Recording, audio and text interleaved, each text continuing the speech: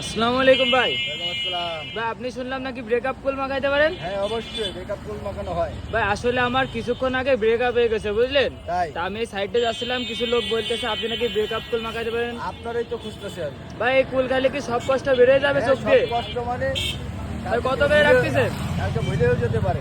কত করে রাখতেছেন এটা? মাত্র 20 টাকা। ভাই তাহলে আমার 20 টাকার ব্রেকআপ কুল দেন। ভাই এত ঝাল দিয়ে মাখাই দেবেন যাতে সব কষ্ট আমার চোখ দিয়ে বের হয়ে যায়, ঠিক আছে? চোখ দিয়ে। আচ্ছা জীবন তো চলে যাবে।